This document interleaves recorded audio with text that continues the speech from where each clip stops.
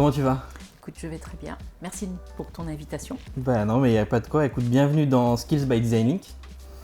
Ici, on parle des compétences du 21e siècle, donc les compétences pour travailler, pour vivre, pour s'épanouir dans ce monde de mutation et de transition, de rupture et d'incertitude aussi. Chez Skills, donc, on s'intéresse à la diversité des formes de pensée créative, pensée critique, pensée complexe, la capacité à apprendre perpétuellement, la capacité de résilience aussi et plein d'autres. Mais surtout, on en parle avec celles et ceux qui les pratiquent et les expérimentent au quotidien sur le terrain. C'est pour ça que je suis très content que tu sois là avec nous aujourd'hui. Toi, ton domaine, c'est l'industrie logicielle, hein, donc tu es VP Design Experience chez Dassault Systèmes, qui donc est un éditeur de logiciels de conception 3D pour tous les domaines, hein. J'ai vu aéronautique et défense, ingénierie et construction, énergie et biens de consommation, mais aussi architecture, sciences de la vie. Et puis on peut citer par exemple CATIA et SolidWorks comme des logiciels bien connus du monde industriel. Du coup, j'ai une première question pour toi. Chez Dassault Systèmes, vous faites des logiciels de simulation, mais vous faites aussi donc des logiciels de conception. La créativité associée à la machine logicielle, est-ce que c'est pas un peu antinomique? Ça, c'est la question qu'on me pose assez souvent. Alors, pour commencer, faisons un petit retour en arrière. L'industrie logicielle au sens pur est très récente. Les premiers logiciels de conception, on est à la fin du siècle dernier, mais c'est quand même récent. Dassault Systèmes va fêter ses 40 ans. Ouais. C'est rien à l'échelle de l'industrie, hein. Je ne suis donc pas responsable, moi, de la conception des logiciels, mais je travaille chez un éditeur de logiciels en tant que designer. Donc ce qui m'intéresse, en fin de compte, c'est d'être au plus près de ce qui est la transformation du monde. Tu as parlé de ce monde qui se transforme dans une vitesse absolument extraordinaire. On n'imagine pas l'accumulation, je dirais le tsunami de technologies qui viennent sur nous et qui transforment totalement notre quotidien. Et si on reprend juste la mission du designer, au sens très très large, quasi philosophique, c'est d'organiser la façon dont on habite le monde, la façon dont on interagit avec notre environnement. Et jusqu'à présent, le monde était solide, fait de matière, l'architecture, fait de tectonique, fait de produits industriels qui dans un premier temps étaient produits dans des manufactures, qui aujourd'hui sont produits à très grand nombre, la masse consommation. Ça reste néanmoins des produits, des choses très matérielles.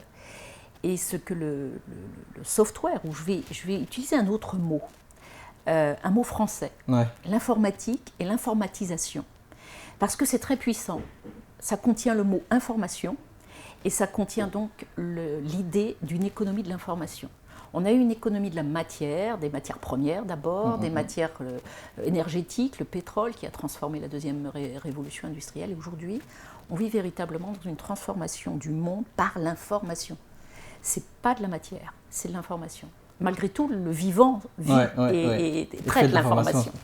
Donc pour le designer et pour le design qui organise la façon dont, en tant qu'être humain, on vit dans ce monde, ne pas prendre en compte et ne pas comprendre, ne pas penser ce que l'information a comme effet sur notre façon de vivre, et donc de la responsabilité des designers à penser la façon d'organiser ce monde en prenant comme matière première non plus, je ne sais pas, la clé dans mon cas ou le plâtre, mais l'information comme matière première, ce qu'on dit en américain, les données ou les data, c'est devenu la nouvelle matière première dans un monde informatisé. Ça associé au fait que de très nombreuses technologies sont en plus aujourd'hui dans une accumulation où nous, en tant qu'êtres humains, on n'a même plus la capacité de comprendre ce qui se passe. On n'a pas le temps de les intégrer, de les comprendre. On a tendance à s'isoler de ce qui était jusqu'à présent notre libre arbitre et la maîtrise du monde. Ce qui était aussi du domaine du design, dans le sens où il s'agissait de définir une vision pour demain. Mais alors du coup, tu parles d'un monde d'information, donc un monde très dématérialisé. Tu parles donc aussi du design et à un moment donné d'une capacité créative ou la notion d'imaginaire. Comment on arrive du coup à intervenir, à justement exprimer son imaginaire, à travailler les imaginaires dans un monde qui est justement totalement fait d'informations et de... Alors, il y a deux questions. La première, c'est en quoi ça transforme le rôle, ou est-il toujours possible de faire du design dans un monde dématérialisé? Ça, c'est la première question. Et la deuxième, c'est celle des imaginaires, c'est-à-dire qu'est-ce qui sous-tend l'idée que le design a en fin de compte un pouvoir particulier, qui est en fin de compte de se servir des imaginaires, la poésie, pour finalement définir un monde souhaitable, désirable. Alors, je vais revenir à la première, qui concerne justement cette notion de dématérialisation. Très clairement, en effet, c'est pas la même chose de traiter l'information que la matière. Pour autant, ça ne change pas fondamentalement la façon dont on doit penser le monde. On doit le penser en tant qu'être humain, dans notre relation avec notre environnement. Et si notre environnement change, il y a une urgence, surtout s'il change très vite, et s'il change entre matière et invisibilité de l'information. Il y a donc une exigence nouvelle de penser ce monde-là. Et il n'est pas pensé, il n'est déjà pas pensé au niveau de l'informatique. C'est-à-dire qu'on a encore des structures, qu'elles soient politiques, de gouvernance, ou même simplement de règles d'engagement juridiques. Des modèles, des images. La façon dont on interagit, on a toujours les modèles du monde d'avant, du monde ancien. Et personne se dit, mais avant éventuellement de penser les conditions de vie dans ce monde-là, il faudrait peut-être le penser. Il faudrait penser, alors certains vont dire, oh, il faut utiliser la science-fiction, mais là, ce que fait un designer, et je reviens maintenant au deuxième point, avec des imaginaires, on peut produire des mondes possibles. Ce qui est aussi, tu as parlé de certains, mondes certains, incertains. Comme il y a une part d'invisibilité, de dématérialisation, il y a beaucoup de gens qui pensent que c'est devenu tellement complexe qu'on n'arrive même plus à se représenter ou à penser le monde. Je crois que c'est parce qu'on cherche à penser un seul monde. Un monde universel, un monde qui serait autour de règles parfaites. Enfin, ça, je passerai très vite sur l'idée qu'on vient de Platon et du fait que l'homme a toujours pensé que il y a une extériorisation, sa conscience l'a sortie de la nature et donc il se doit, par la technique, la technologie, la science, avoir un accès à cette nature et la contrôler par la machine. Et donc ce rapport de l'homme à l'automate a toujours existé, sauf qu'aujourd'hui la machine, je passerai aussi sur toute l'histoire de la cybernétique parce que ce n'est pas le sujet, ce rapport de l'homme à la machine a toujours existé. Et la force du design, comme de l'art d'ailleurs, c'est de ne pas penser en acceptant le discours de la cybernétique ou en acceptant le discours de l'informatisation en disant « c'est perdu, la machine va gagner ». C'est ça. Moi, je refuse ça, c'est une évidence. Ce qui m'intéresse, c'est davantage de me dire quel est le nouveau rapport que l'homme doit organiser avec son environnement. Si cet environnement est artificiel, si cet environnement est fait d'informations, eh bien, pensons-le comme tel. Et là, on voit bien que le design passe une étape. C'est-à-dire on ne reste pas dans une approche passéiste et nostalgique du génie, de l'art, d'un artiste qui, de manière singulière, va s'exprimer d'une manière très individualiste. Ça nous vient de la Renaissance, le génie Leonardo da Vinci, ou l'œil de la perspective, où tout est fait du regard de l'homme, où l'homme devient plus important que le reste. Il est temps de changer tout ça et de repenser notre place au milieu du reste des non-humains et de la nature, de repenser ça comme étant au cœur de l'information, et donc de repenser les assemblages, les interactions, et ça, c'est un nouvel imaginaire. Et là où ça m'intéresse particulièrement, c'est qu'en tant que designer, et je sais qu'on est entouré de designers tous les deux, les designers sont terriblement créatifs à imaginer des mondes. Un designer, il a un petit monde et il imagine ces petits mondes interagissant avec d'autres petits mondes. Un foisonnement. Je vais faire un détour à la Deleuze dans Les 1000 plateaux. Il décrit un monde où il n'y a plus de centre. Le centre est partout et nulle part. C'est intéressant parce que l'informatique propose ça. Et les gens ont peur. Ils se disent tout va être distribué, on sera aliéné, la machine va tout faire à notre place et nous, on va devoir rentrer dans... Et le Covid nous a donné un peu cette impression qu'on était plus assujettis à la machine et à l'écran et aux outils digitaux, qu'on en avait le contrôle. Et tout ça, tout simplement, parce qu'on n'a pas pensé ce qui se passe, parce qu'en réalité, avec du design et des designers, parce que ça, c'est notre modèle de pensée, c'est notre attitude vis-à-vis des choses, on les regarde, on les observe, on prend quelque part, il n'y a pas tant que ça d'affect, pour autant on engage l'homme avec sa polysensorialité et on imagine le monde. Et ça, à mon avis, c'est les enjeux du design du XXIe siècle, et c'est certainement, je pense, le sujet que tu voudrais traiter au niveau des compétences. Oui, et alors du coup, je me permets quand même de... Allez, je vais te poser une question un peu provocante quand même pour pousser du coup le point un peu plus loin. On voit quand même avec l'IA, donc avec l'intelligence artificielle, que la machine, et notamment dans le logiciel, commence à prendre le pas de plus en plus, même sur les sujets de créativité, d'imaginaire. Donc elle commence à pré-proposer des préconfigurations. On se retrouve avec finalement maintenant des briques déjà préfaites qu'on va simplement assembler. Est-ce que ce n'est pas le risque pour les concepteurs, pour des designers, de voir leur créativité, leur intention, et peut-être même un peu leur libre arbitre à un moment donné complètement standardisé et échapper à la machine. Comme tous les métiers, là je parle de la profession, comme tous les métiers, le design, comme les autres, aura à vivre cette transformation assez importante que propose l'intelligence artificielle, le programme, les calculs, la machine qui va plus vite. C'est ça.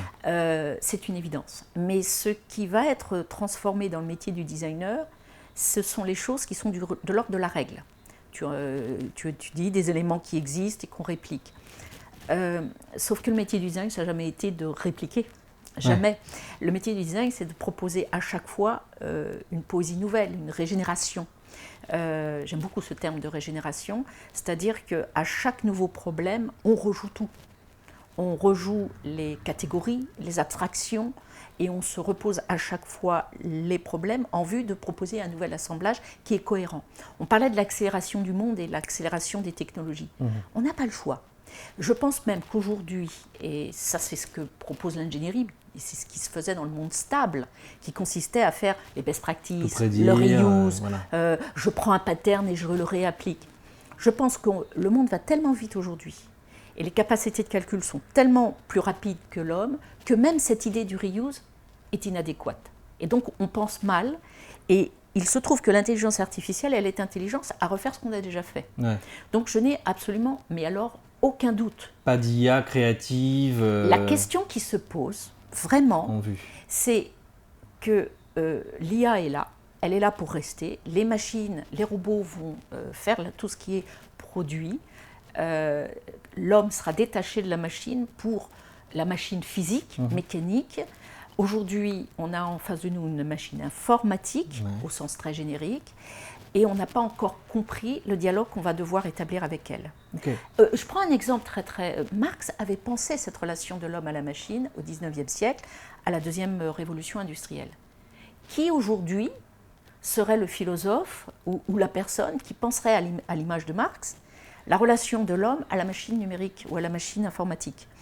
Donc on est au tout début, à l'émergence, et on doit construire ce dialogue.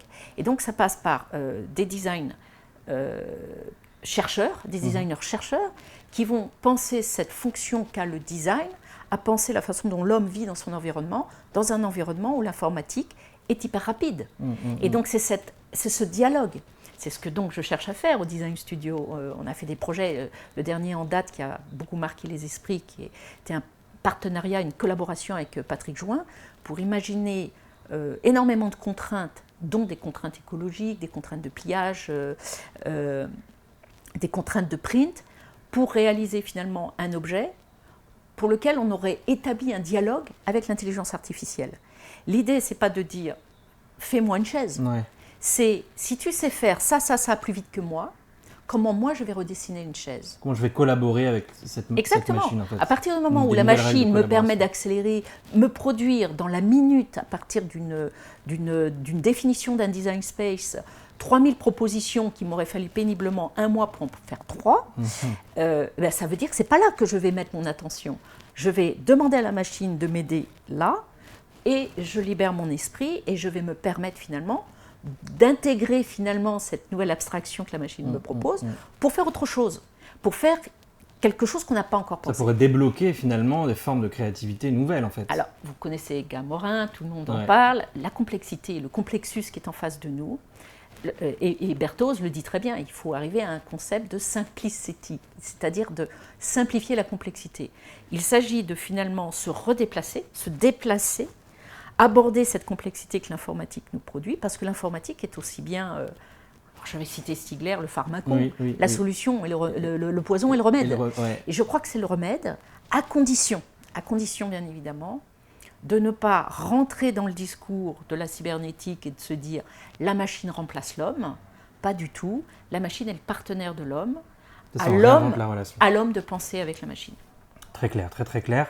Ça tombe bien parce que du coup ça nous permet de rentrer dans ce monde et de détailler un petit peu plus ce qu'on va y faire, ce qu'on y conçoit, ce qu'on y construit. Toi, tu as été aussi quand même designer dans l'automobile pendant plus de 20 ans chez Renault, puis chez General Motors aux États-Unis. Aujourd'hui, la question, du coup, tu en parlais avec la chaise là, de Patrick Join, la question de la conception d'un produit, on voit qu'elle est au centre de toutes les attentions, étant donné les enjeux écologiques, sociaux, environnementaux que ça représente. Donc là, tu nous as donné un petit peu quelques éléments de ce qu'on doit avoir en tête, finalement, quand on réfléchit à ces nouveaux produits, quand les contraintes sont aussi complexes, aussi intriquées. Moi, j'ai une autre question, c'est finalement, on parle aussi de plus en plus d'expériences, de services, donc des choses très dématérialisées. Comment tu vois du coup la place de l'objet tangible dans ce monde-là d'expérience finalement, du matériel? Alors, l'automobile était un espace absolument fantastique pour penser la collaboration dans l'acte de design. L'acte de design n'est jamais seul, c'est un acte collectif. Les objets étant devenus le niveau de complexité qu'on connaît, s'inscrivant en plus dans un espace et une expérience servicielle d'une très grande complexité, il est assez logique d'imaginer qu'un designer seul ou un ingénieur seul ne fera rien, et encore moins sans la machine. Donc on est aujourd'hui, grâce à l'automobile, qui est probablement l'industrie la plus complexe, parce que on peut considérer qu'il y a des objets techniques et technologiques très complexes, mais ce que produit l'automobile, c'est une équation très rare, qui est celle d'utiliser une très grande complexité des moyens de l'homme, et en même temps de rester proche de son usage au quotidien. Cette fameuse tangibilité dont tu parles.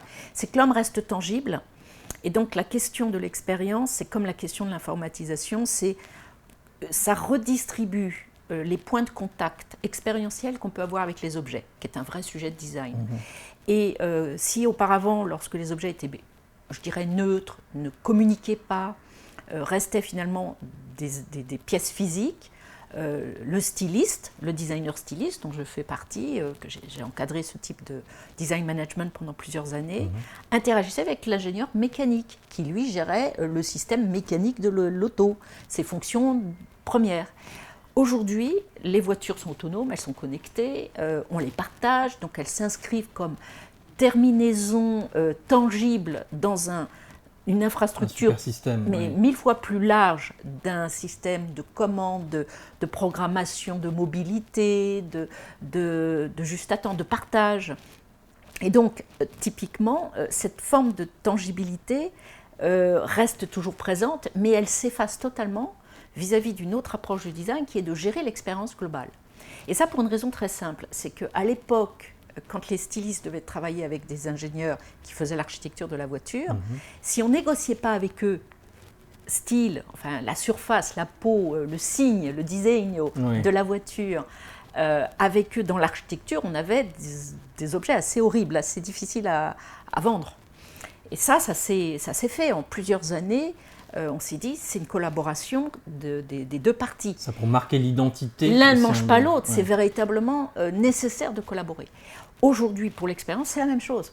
Mais c'est émergent encore. C'est émergent dans le sens où il faut des designers qui travaillent avec les ingénieurs systèmes, qui sont eux en charge de la responsabilité d'un système qui fonctionne. Vous imaginez bien une voiture autonome qui tuerait des passants. Donc on voit bien que même, je dirais que l'exigence de performance d'un système pour un ingénieur est devenue, en termes même de responsabilité, terriblement prégnant, encore peut-être même davantage qu'avant. Et surtout qu'on est dans un monde où on n'aime pas le risque, donc ça rajoute en plus, on pense que la machine va tout résoudre, donc on est encore moins perméable au risque qu'on l'était à l'époque. Donc les designers se doivent maintenant, avec l'expérience, qui parcourt le système, non pas dans une finalité de performance, mais de service. C'est-à-dire que ça doit me rendre service, et donc on parcourt les différentes catégories ou abstractions du système ou éléments du système de manière human-centrée, centré humain. On n'a pas du tout la même inférence. Donc on est exactement finalement dans la disposition dans laquelle on était entre les stylistes et l'architecture automobile, avec les designers de l'expérience et les ingénieurs système. Et aujourd'hui, c'est la grande révolution. Est-ce que les design studios automobiles ont aujourd'hui, ils sont en train de très rapidement modifier leurs compétences, leurs skills, et le styliste, entre guillemets, n'est plus forcément le type de personnalité designer le plus recherché. De même que l'ingénieur mécanique s'efface face à l'ingénieur système. C'est la logique de l'informatisation du monde. Et ça, c'est intéressant, c'est-à-dire que derrière, donc là, on parle sur la construction, finalement, la fabrication aussi de ces nouveaux objets. Après, il faut aussi les vendre. Il y a un sujet de marque, il y a un sujet d'identité. Comment une entreprise continue quelque part de marquer une identité dans ces produits multi-usages qui sont plus très bien définis, qui sont plus très bien, dont l'identité finalement est devenue floue. Comment on arrive à signer toujours et à marquer à travers ces produits? Je crois que quand on était à l'époque du style et du disegno, et même de tout ce qui nous vient de la Renaissance, où tout était regard et perspective, les origines du design italien, on privilégiait quand même très essentiellement le regard visuel. Je dirais même que toute ma formation a été de juger les produits et les objets dans leur masse, on les regarde dans un patio, on les compare, on reste quand même très visuel. Ce que produit cette avalanche de technologie, c'est qu'on peut parler en tant qu'expérience humaine de manière beaucoup plus intime. On peut parler à tous les sens. On peut parler à notre toucher, à tout. Et je crois que la grande révolution de l'expérience design, c'est pas juste de faire de la user experience pour une petite application software. Ouais. Pas du tout. C'est de repenser vraiment à la fois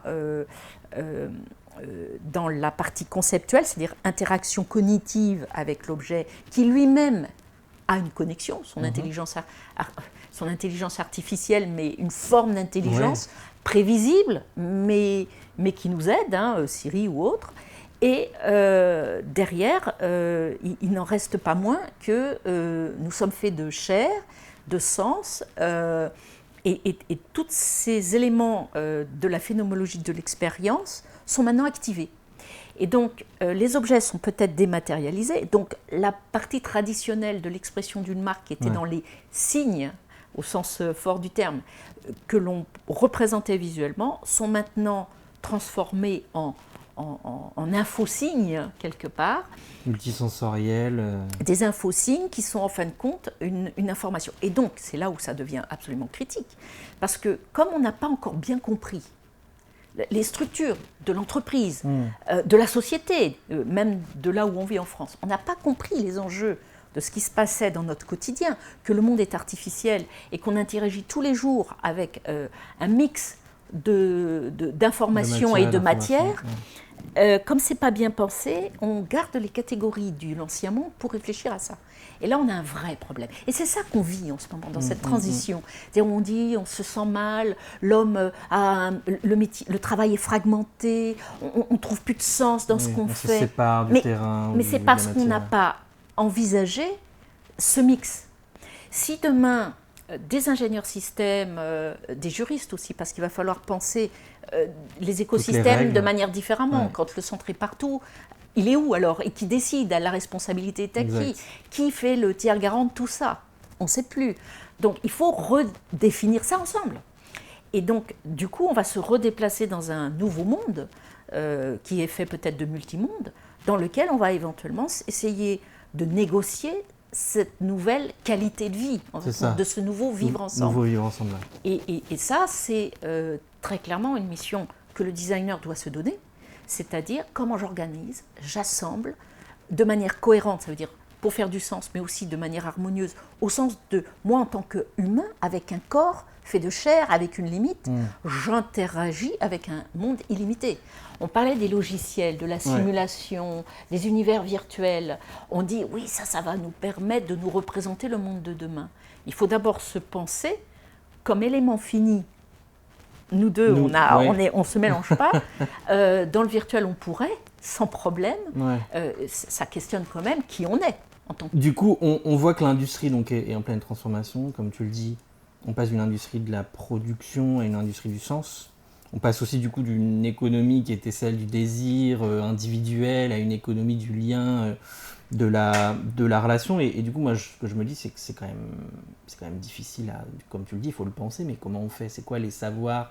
C'est quoi les savoir-faire qu'on convoque ? Ça a l'air quand même assez difficile. Alors, en effet, je pense qu'on n'est pas, lorsqu'on est dans cette phase-là, en capacité de produire des savoirs prêts à l'emploi. Je pense qu'il faut réengager avec ce qui est la force de l'inventivité humaine, c'est-à-dire une intelligence collective qui donc ne peut être sollicitée que lorsque l'on croise les savoirs. Donc ça, c'est une évidence, on parle beaucoup, c'est des thèmes que le design, confronté. Alors, ça pose quand même malgré tout un problème, c'est cette idée que les gens doivent travailler ensemble. Il se trouve que quand même, on est dans cette période 20e siècle où chacun vivait très bien avec son langage, ses outils, ses représentations du monde, et qui soudainement doivent collaborer, même avec la meilleure volonté du monde. Concrètement, c'est difficile. Parce que qu'on peut faire, en ce moment-là, on a vraiment des personnes qui ont... Moi, je me sens... je suis sortie de moi, je suis sortie de mon petit monde. L'automobile, si j'y étais restée, mon esprit aurait été très peu challengé. On est bien en famille. Les gens vous connaissent, on connaît votre humour, on connaît vos limites. Donc, s'installe une sorte de statu quo bien. Là, il s'agit de demander à tout le monde de sortir de leur zone de confort. Et de se mettre, pour citer Annie Chantès, elle parle de sous-détermination dans l'indiscipline du design, c'est-à-dire cette idée que finalement, pour faire avancer une nouvelle représentation du monde, on doit tous accepter un petit peu le deuil du monde d'avant, de notre petit monde. Mais ça, c'est l'enjeu et c'est absolument essentiel. Alors, qu'est-ce que ça veut dire ? Ça veut dire qu'il faut plus s'arc-bouter sur ses savoirs et ses savoir-faire.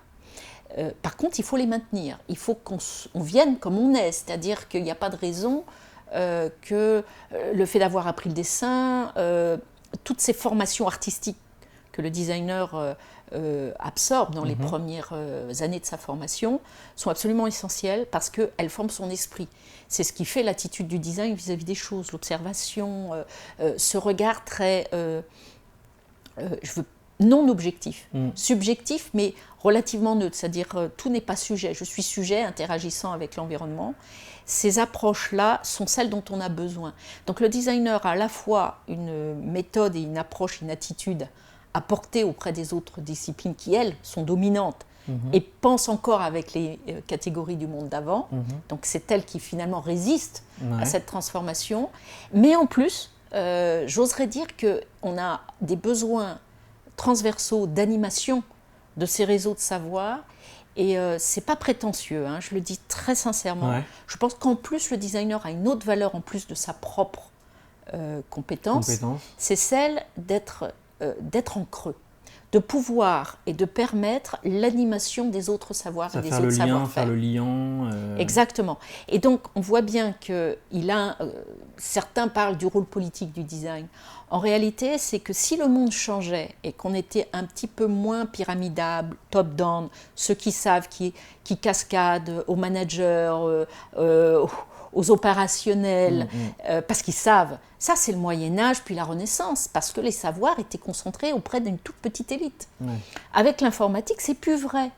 Donc le monde d'après, où on prédit, alors là, je ne vais pas rentrer dans ces débats, mais où en fait compte, on se sent tous intelligents. On est tous capables d'analyser le monde qui vient, si on le veut, bien sûr. On est tous capables de s'éduquer. Je dirais, la culture on vit tous dans le même monde. Et la culture est accessible. Accès, voilà, au même, et mondialement. au même capteur. On est capable, je lis les accents Toltec, je peux aller me renseigner de comment vivent certaines tribus en Afrique, quelles sont leurs façons de voir le monde, et ça change ma vision du monde. Donc ça, c'est accessible aujourd'hui. Et donc d'imaginer qu'on repensera le monde et qu'il y aura une petite Éline qui va nous dire voilà, c'est le nouveau récit du monde de demain, suivez-le. Et c'est ce que tentent de faire les gens de la technoscience, les post-humanistes, les gens qui nous prédisent une forme d'apocalypse et donc qu'il faut absolument que l'homme se transforme en machine parce que la machine est supérieure à l'homme. Non, mais c'est n'importe quoi ça. Et tout le monde tombe dans le panneau. Alors il s'avère qu'on est français, on aime la culture française. Pratiquement tout ce qui est écrit en articles sur ces sujets-là sont en anglais. La pensée française, qui pourrait être différente ou proposer une alternative, singulière, elle est en français, elle est peu lue, voire assez peu traduite, ou s'il faut le faire, il faut l'écrire en anglais, et là, plus personne ne comprend. Donc c'est très difficile. Donc le design a ces deux challenges, convergence des savoirs, renversement de sa pratique, c'est-à-dire se repenser aussi soi-même. Product design, industrial design, service design, toutes ces catégories experience design. Vous voyez, j'ai pris l'accent américain et je parle américain. Moi, je pense que là, on est passé sur autre chose. On est passé sur une nécessité de prendre le design comme une attitude où tous ces petits compartiments sont les fragmentations du monde d'avant. Il faut arrêter, il faut revenir. C'est vision holistique, il faut relier tout ensemble. Il faut relier, exactement, j'aime beaucoup ça.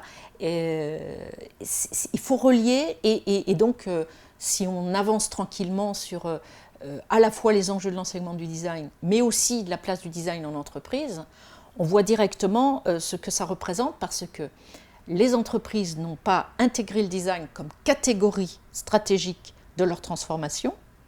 Elles restent dans les catégories passéistes. L'ingénierie, la R&D, le marketing, même les RH, et n'ont pas encore repensé ce qui est absolument nécessaire pour répondre au monde fini qui arrive. Et on en a parlé tout à l'heure, c'est que les ressources ne sont pas que dans l'informatique, les ressources sont dans l'informatique dans un dialogue avec des personnes qui sont créatives, et là j'utilise le mot créative et non plus designer. Une personne créative, c'est d'ailleurs qui est fondamentalement fait appel à sa créativité dès le plus jeune âge, mais qui serait encouragée par les modalités, les attitudes, voire même les méthodes qui ont été développées par le design, pour permettre finalement à ces créatifs de proposer une autre vision du monde, voire même interagir dès maintenant, parce que c'est ce qu'on voit déjà. On peut parler d'acupuncture design, moi j'aime beaucoup ce terme, je le prends à François Gigot, qui avait proposé la ville collaborative à Lille, Design Capital, dans une maison POC, Proof of Concept. Je trouvais vraiment intéressant cette idée que cette approche distribuée, on peut considérer que le design non seulement ne travaille plus sur du tangible, travaille avec des matériaux, la data qui est dématérialisée et qui en plus devient complètement invisible comme animateur de la créativité du citoyen, de l'utilisateur, de l'humain dans ce monde complètement artificialisé. L'aider à trouver son chemin et de ce fait aussi, à un niveau plus élevé, redéfinir les nouvelles catégories de notre monde. C'est-à-dire redéfinir ce qui va nous permettre de bien vivre ensemble, l'économie du lien, recréer ces liens là où ils sont nécessaires et éviter qu'une fragmentation mécanique du monde continue à couper les liens jusqu'à dans les villages, jusqu'à dans les familles. Dans les familles. Aujourd'hui, on est arrivé à voir que des principes d'informatisation coupent même les gens d'une même famille, les personnes, les individus d'une même famille, et peut-être même l'individu en lui-même, ce qui est possible aussi. Donc il est urgent de convoquer ces qualités, mais en même temps, elles sont invisibles. C'est pour ça qu'il faut une forte, je dis politique au sens générique du terme, une force politique d'encouragement à la mise en œuvre de ces compétences partout, dans les industries, dans les entreprises et dans les secteurs publics. Ce que j'entends dans ce que tu dis, c'est finalement un sujet d'intelligence collective, enfin, en tout cas ce qu'on appelle intelligence collective. Donc, effectivement, on essaie d'engager toutes les parties prenantes aussi ensemble. Tu parlais des entreprises tout à l'heure et du niveau stratégique dans les entreprises. Donc, comment j'associe ceux qui sont responsables du business, puis les clients, puis même des parties prenantes bénéficiaires parfois qui ne sont pas forcément clients de la société. Et donc, finalement, dans ce monde d'intelligence collective, on a dit que les compétences du design peuvent aider à animer, à faciliter les discussions, à créer le lien. On parle beaucoup de ça, de ce retour à l'humain. Et du coup, comment tu vois ce qui pourrait être une opposition? C'est d'un côté, on a une sorte d'intelligence collective, tout le monde discute avec tout le monde, on anime des discussions. Et en même temps, quand on a commencé au début, on s'est dit, mais quelle est aussi la singularité de l'individu, son énergie créative, ce qui va lui permettre aussi à un moment donné de...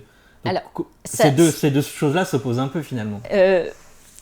Ça s'oppose si on reste dans cette vision d'une singularité individualiste. Ce qu'il faut, c'est qu'avant on a un seul monde, il est stable, on a un individu, l'individu de la Renaissance, le créatif, le génie, c'est ça. Et sa singularité qui est tellement extraordinaire que tout le monde suit, tout le monde l'apprend jusqu'à qu'un autre vienne. De leadership, quoi. Voilà. On a vécu ce monde jusqu'à aujourd'hui. Ce dont on parle là, c'est qu'il va falloir inviter les gens à comprendre qu'il n'y aura pas une singularité, mais plusieurs. Finalement, il se passe la même chose en physique. L'Euclide, le quantique. Il va falloir se représenter un monde où il y a plusieurs centres, se représenter un monde où plusieurs singularités peuvent cohabiter. Mais je vais revenir parce que je pense que j'ai pas été au bout de la démonstration de pourquoi le design finalement serait un bon animateur de l'intelligence collective. Et ben je vais revenir au monde physique, au monde de l'automobile par exemple, et aussi d'Assosystèmes. Ouais. Lorsque les gens travaillent ensemble, se pose la question du langage. Et donc se pose pas, en soi on peut dire je vais mettre en place un concept, un espace concept où je fais venir les gens, un genre de coworking. Ouais. Bon, à l'époque, ça s'appelait les plateaux projets. Je les mets autour et puis je leur demande de travailler ensemble, vu que tous sont partie prenante du système que je suis en train de vouloir élaborer. Éventuellement, en mettant aussi des designers, des artistes, pour aller jusqu'à s'assurer que le travail de ces gens-là délivre l'expérience que je souhaite pour ma marque, qui sera ma nouvelle façon d'exprimer ma marque, comme avant c'était le style. J'ai encore rien dit. Comment ces gens-là vont collaborer? Avant, dans le monde stable, on leur disait, j'ai une logique d'étude, chacun fait ça, on met bout à bout, on fait un train, et puis on met bout à bout. Ça s'appelait les Product Life Cycle, les PDM, enfin Product, Développement, Process, voilà. Sauf que le monde d'aujourd'hui ne permet pas de faire ça. Dans un système, c'est un rhizome, donc il n'y a pas un arbre et chacun rentre son... Ouais. Et puis, il y a une sorte je dirais, de fonction occulte. Alors avant c'était Dieu, mais bon, il y aurait quelqu'un qui aurait le grand tout qui s'organise. Le grand tout, ça s'organise, mais voilà. On ne sait pas qui a le grand tout, mais le grand tout s'organise, voilà. Et donc, comme là on est dans un monde instable, pourquoi? Parce que justement il n'y a plus de grand tout, on ne sait plus c'est quoi le discours, le narratif, la vision qui tient tout. Et alors on dit on met tout le monde, on va le trouver, non. Là on n'a pas parlé d'une chose essentielle. Ce qui a créé le virage entre le monde physique au monde virtuel, c'est-à-dire où la virtualisation au sens fort, Aristote, je pense ce que je vais faire. C'est-à-dire je suis encore dans la forme interne de ce que je vais donner comme forme aux gens, que ce soit une voiture, un service, une expérience. Cette forme interne a auparavant été invisible. Donc qu'est-ce qu'on faisait? On faisait ce qu'on appelait une maquette, un prototype. On rend tangible. Et les gens regardaient, ah ouais, j'avais pas vu ton truc là, ah ça me fait penser, je pourrais faire ça moi, je pourrais mettre mon système multiplexage ici, ça passe parce que tu m'as laissé un peu de place. Ah ouais, attends, tu es en train de refermer là, est-ce que tu peux pas rebouger là, tout ça. Bon, négociation. Mais la négociation, elle se portait sur ce qu'on appelle un médium, c'est-à-dire... Une représentation intermédiaire. Comme pour la science, l'écriture, l'imprimerie. C'est pour ça que la 3D, et ce que fait Dassault-Systèmes, c'est pas juste un logiciel. C'est beaucoup plus puissant. C'est que tu as une 3D qui représente ce qui était avant la maquette, et qui s'appelle d'ailleurs la maquette numérique, hein, et qui encapsule, d'ailleurs en plus parce que c'est numérique, les informations des maquettes précédentes, les informations de tous les gens qui ont touché à la maquette, même ceux qui sont juste passés par là et qui ont dit « Ah tiens, on pourrait faire ça », puis qui sont repartis. La maquette garde tout, elle capitalise tout. Elle devient ce qu'on appelle chez nous, un nom très barbare, le virtual twin. Donc ça s'appelle le jumeau numérique. Mais c'est très puissant parce qu'à partir du moment où on se dit que dans l'espace intérieur qui pense, on peut créer une maquette virtuelle de la pensée des gens qui pensent, aujourd'hui c'est complètement sous-pensé, cette comme si on capacité. avait un cerveau unique dans lequel on se baladait tous.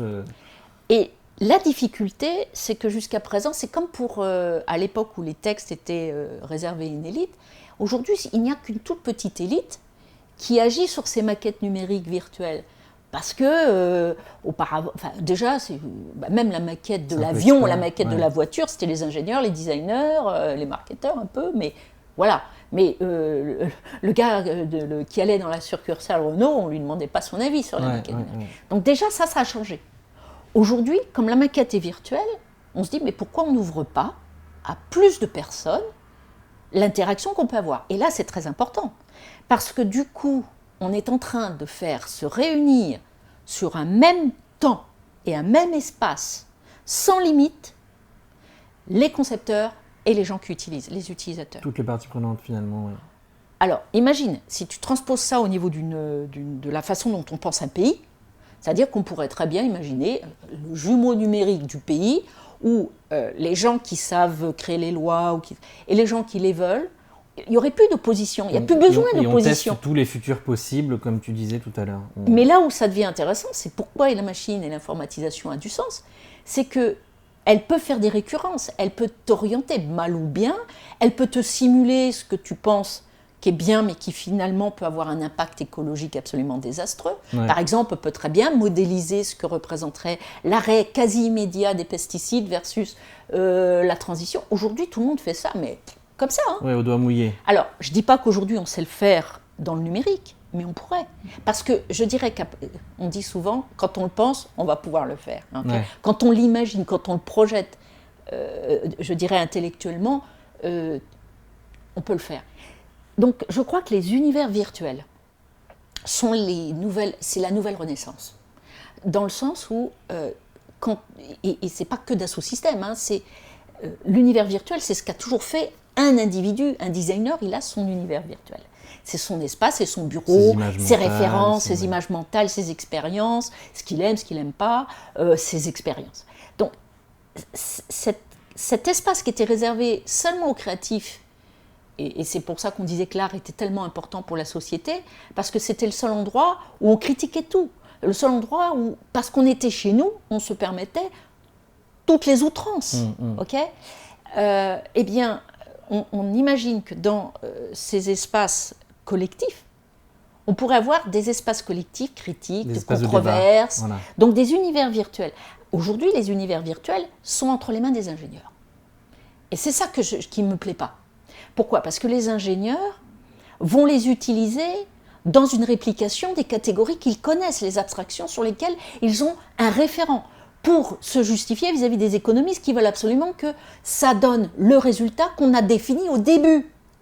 Ça me plaît pas. Ouais. Ça me plaît pas. Parce que c'est la prise en main, finalement, de capacités absolument extraordinaires, d'une puissance extraordinaire dans la façon de définir et de résoudre nos problèmes d'écologie, de sustainability et tout ça. Mais si c'est entre les mains de la technoscience et des gens qui ne pensent pas l'humain dedans, ça va pas.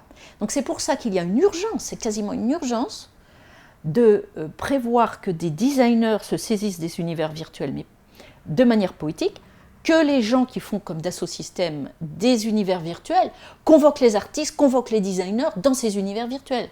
Parce que c'est ce mix, c'est cette expérience collective de la société humaine qui fera que ces univers virtuels seront la représentation du monde qu'on veut. Et est-ce que va prédire ces mondes ? Mais je me fiche pas mal de les prédire.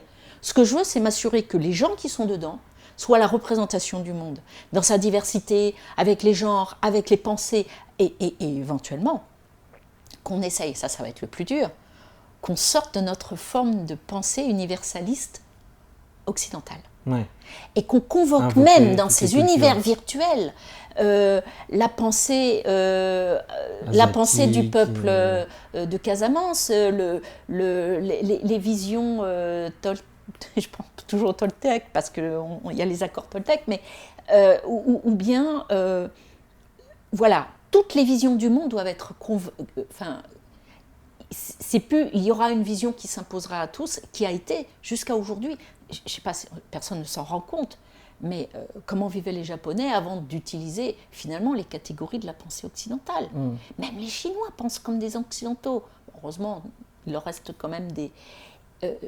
si on veut le village humain, les univers virtuels vont certainement accélérer, comme toutes les technologies de connexion nous permettent de le faire, mais il est donc urgent de le faire avec des personnes qui, au cœur du réacteur, animent les bonnes catégories. Alors ça pose bien sûr, pour que ça soit équilibré, c'est-à-dire qu'il faut qu'il y ait une justification pour que cette diversité soit convoquée, et soit on le fait de manière forte, on l'impose, ça va être très dur. Ouais, soit on le fait par... Soit on le fait de manière peut-être émergente, mais ça implique donc qu'il y ait une prise de conscience que c'est là le terrain de jeu. C'est là le théâtre de la vie de demain, c'est là que va se faire, et c'est urgent parce que aujourd'hui on a une économie simpliste, une seule économie, basée sur des principes faux, mais que tout le monde admette comme étant les seuls qui garantissent la confiance pour que finalement l'économie tienne. C'est un petit peu, tout le monde se tient pour pas tomber. Donc les mondes virtuels sont cette occasion de rebattre les cartes. Entre autres, ce sont des bons espaces de représentation. Tester les nouveaux modèles. De tester des nouveaux modèles. Et tester de nouveaux modèles, ça pourrait être tester de nouvelles économies. Penser, et en plus, quand dans une entreprise, dans un environnement très réglé, parce qu'on choisit, on les embauche les gens, donc on sait très bien. Donc on dit, j'ai le marketing, la R&D, donc les ingénieurs, les marketeurs et les gens qui s'occupent, les supports. Bon. Et puis d'un seul coup, on dit, non, il faudrait une catégorie de gens qui pensent le monde, qui l'imaginent et tout ça. Elle est où cette catégorie? Voilà. Donc dans les entreprises qui sont en ce moment sous forte tension avec les exigences, la mission, le zéro positif, le Green Deal 2025, les impacts CO2, et où on va commencer à leur demander d'arrêter de parler, mais de nous montrer ce qu'ils font vraiment. On voit donc les Chief Sustainability Officers, mais qui nous viennent du RSE, donc, de la responsabilité sociale de l'entreprise, mais qui n'ont pas de qualité projet. Ce ne sont pas des gens du projet. Ce ne sont pas les gens du projet, ce ne sont pas les gens de l'expérimentation, ce ne sont pas les gens de la créativité.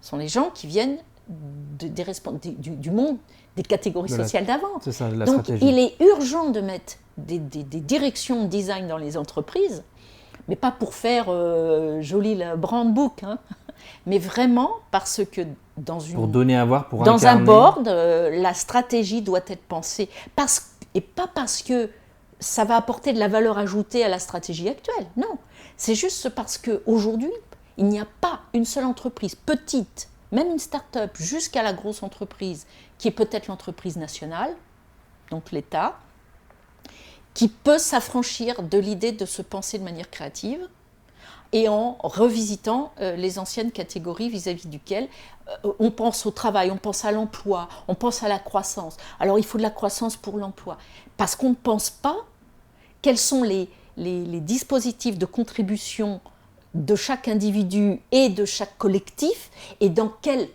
façon les écologies de ces nouveaux collectifs doivent s'organiser. Certainement pas la R&D toute seule en chapelle, dans son coin, qui fait son truc. Les marketeurs, pareil, dans leur coin, qui imaginent des histoires, et les deux ne travaillent pas ensemble. Parce qu'ils ne se comprennent pas, et ils ne se respectent pas. Donc c'est un sujet de coopération. C'est un vrai sujet d'écologie des savoirs. Écologie des savoirs. Ouais. C'est beau ça. Ouais, c'est joli. Ouais. Merci Anne. Merci Patoum. À très bientôt.